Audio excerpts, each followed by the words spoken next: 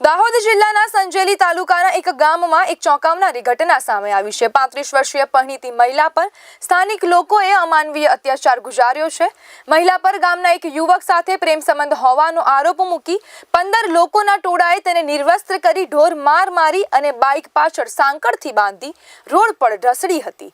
મહિલા પર અમાનવીય અત્યાચારનો વિડીયો પણ સામે આવ્યો હતો, જે બાદ ગુજરાતના પ્રવક્તા મંત્રી ઋષિકેશ પટેલનું નિવેદન સામે આવ્યું છે। ઋષિકેશ પટેલે જણાવ્યું હતું કે દાહોદની ઘટના સમાજ માટે દુઃખદાયક અને શરમજનક બાબત છે। ગૃહ વિભાગે સુઓ મોટો કરી આ અંગે ફરિયાદ કરી છે। 15 જેટલા ઘટનાના આરોપીને પકડી લેવામાં આવ્યા છે।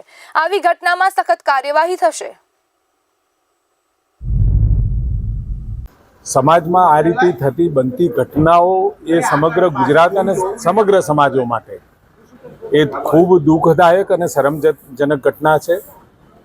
જેઓ વિડીયો વાયરલ થતા અને ગૃહ વિભાગના ધ્યાનમાં આવતા સુઓ મોટો કરી અને જાતે જ પોતે ફરિયાદ કરી અને 15 જેટલા આરોપીઓ જે આઈડેન્ટિફાય થયા છે વિડીયોના માધ્યમથી એ લોકોને એરેસ્ટ પણ કરી લીધા છે।